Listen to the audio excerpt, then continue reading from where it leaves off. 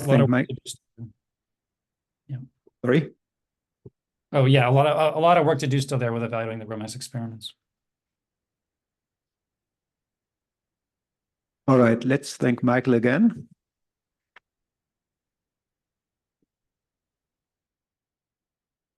The next speaker is Zhang.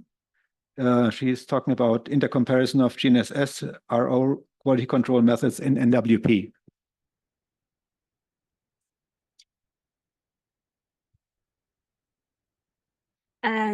Hello, everyone. My name is Zhang from UCAR Cosmic and JCSDA. And today I've talked about RO quality control in data simulation and NWP. So this work was in collaboration with Neil Bowler from Meta Office through the ROM Self-Weighting Scientist project. And so my thank you goes to Kent, Lawrenson, and Zhang for their great support through this collaboration. I also want to acknowledge NASA Access Fund led by Steve Leroy at AER for their support.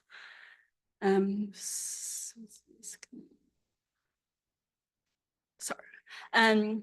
Why do we care quality control in data simulation? So first, it is very important to understand the errors in the available observations.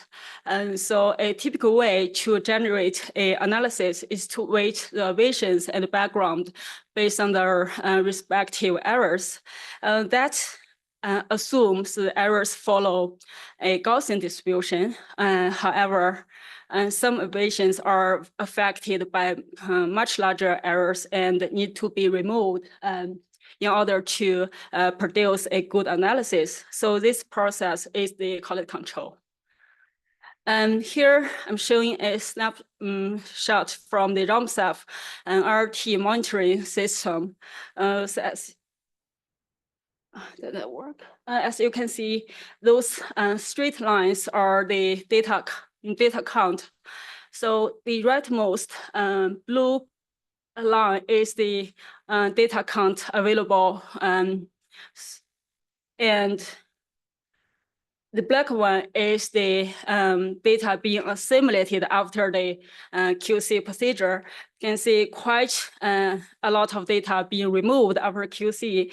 As a result, you can see this mean square error curve, which is black, is much smaller and smoother than the pre-QC curves here. So to do that, we first catalog all the QC method of bending angle assimilation used for DA by all centers within UMISAT member states and also other major centers. We basically reach out to many centers, and thank you everyone for your quick response and details about your method.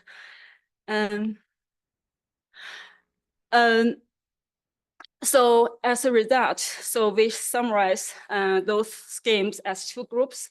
So the common themes including preliminary checks, background check, and the superfection. So superfection check going to be my focus for today's talk. And some centers, they also apply unique schemes. For example, variational QC, 1DVAR, so which is not included in the scope of this study. So when we implement the QC method, we do it in the joint effort for data simulation integration with JEDI. So for general information how JEDI works, so Ben Reston has a poster later this afternoon. So last, I'll show you the comparison and assessment of these methods. Here is a very fun table showing all the schemes we collect from meter frames, which is MF here, and NRL, NSAP, EC, and Meta Office. Sorry, how could I get this work? So those columns are the specific equations and method used for each center along with their default threshold. So the rightmost column is the JCSDA parameter we made available, so users can may adjust use threshold in their research. So this quite complicated table. So I want to highlight a few points. So first, you look at the meter frames. So this is only center. They check the refractive gradient in aberration space. All other centers, they use the modeled profiles either by the angle or reflectivity. So meter frames is kind of special in this sense.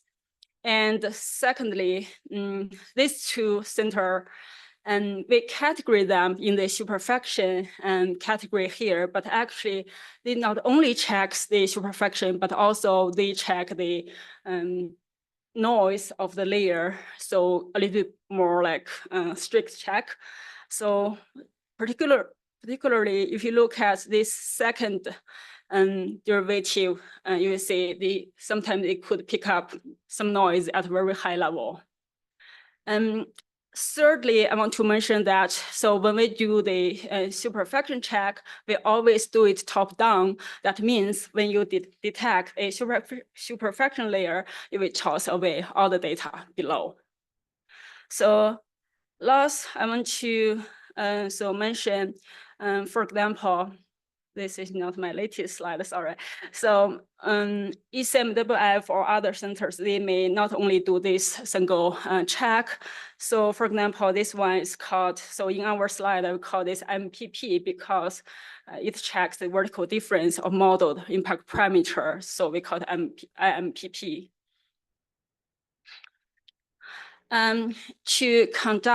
To compare, so we have been run a 1 month period, which is part of the ROMAX, and we have the UK Met Office model background, which is 10 kilometer horizontally and 70 vertical layers. So abbreviations, we have a spare processed by ROMSAF and the C2 processed by CDAC, and other missions are available from the NSAP CDAS archive. So the operators UK Met Office, which is similar to the RPP1D, but it's a Met Office version of 1D operator. So we applied the same preliminary check for all the method and only made difference for the superfraction application in JCSDA. So again, we have 5 methods and talked in this presentation. So the MF, NRL, NBAM, MPP, and the MO. So here is just give you some idea how those methods are being applied once. So we only run the model once because so this is one of the features in JCSDA. So you don't reject data, you can mark it, you can flag it. So that means you can run all the checks once. Sorry, so I want to go to some individual profiles. This is kind of a visualization of the table.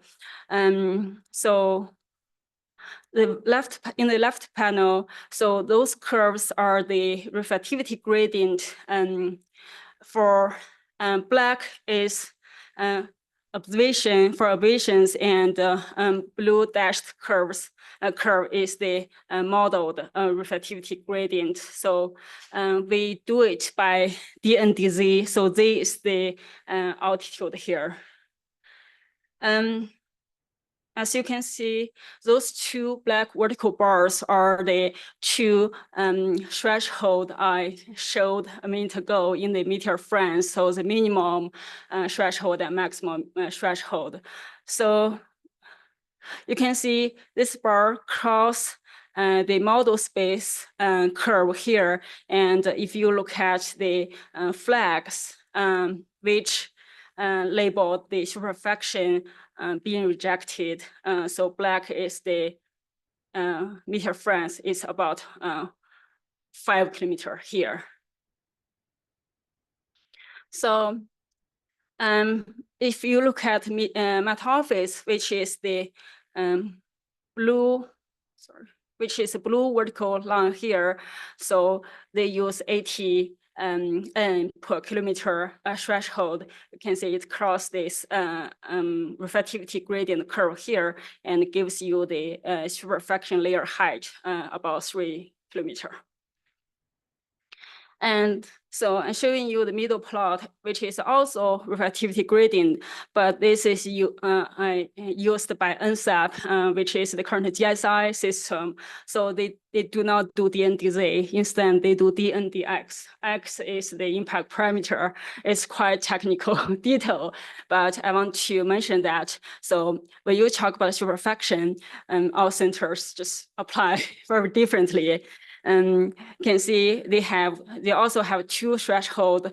So remember, so blue is the model. So that means, so this curve cut this blue line about 3.5 kilometer, which gives you the magenta flags right here. So I just want to mention those are resulting by different applications in different systems. Sorry, I need to go back to.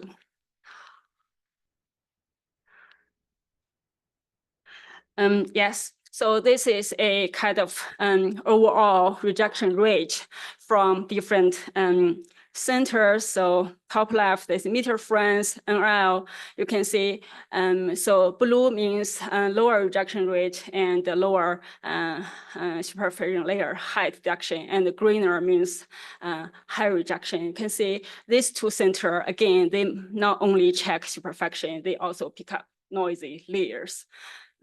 So this NWP, because it's very strict, so it's basically check the impact parameter monotonicity. So you had very small rejection rate. So it's quite different from the other 2 centers. So lastly, you have NBAM and MATOP obviously produce very consistent superfraction rejection, especially the off-west coast, like those regions, stratocumulus, due to the stratocumulus clouds. So left is C2, right is the MATOP. I want to show you. So those conclusions are quite consistent for all the missions. So look at zonal mean rejection rate. You can see it's quite a kind of a summary of the previous slide. The NRL and the meter frames, they rank the top 2, and EC's MPP is the lowest, and so MATOP and NBAM from NSAP are quite similar. So the bottom one is kind of important. If we look at the meter frames method for the 3 missions, Spire, MATOP, and Cosmic, you see even for the same method, you see big difference among missions. So we ask, is this from the different processing? The answer could be yes and no, because both Spire and MATOP are actually produced by the same center, which is ROMSAF. So we're just thinking meter frame detects this difference because they use the observation space detection method. That's quite useful here. Skip this one. So I want to give you a summary, like showing some of the, so left panel showing you, for this is a category of cases, all the methods produce similar superfraction height. In the middle, you can see, again, meter frames and NRL, they check noisy layers at quite high height due to their probably second order derivative or noisy layers due to convection. It's just different from other centers. And lastly is we see disagreement between model and observation. So that may suggest we not only use the model space method, we also want to look at observation-based method. So my summary, so we see large differences between all the centers, and also missions have their own characteristics. So thank you.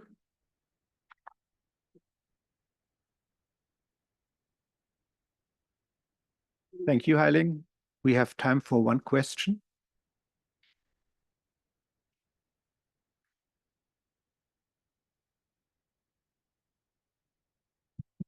Hello, very interesting talk. Thanks. I have a general question about the need for super reflection QC. Is that more from the observation side because you don't trust the observation when there's close to super reflection condition, or is it more from the modeling side that it's hard to sort of do the forward modeling of that? I would say it's both. Sometimes even your observation is good, but your model resolution cannot resolve those, sharp gradient. It still cannot. So model may crash. So not able to, calculate those integration. So you have extremely large DNDZ come to the operator. So even if you have perfect bending angle observation, you will still need to impose some sort of QC. Yes, bending angles, for example, when the operator is the integration of the reflectivity gradient integration in the operator. Thanks. This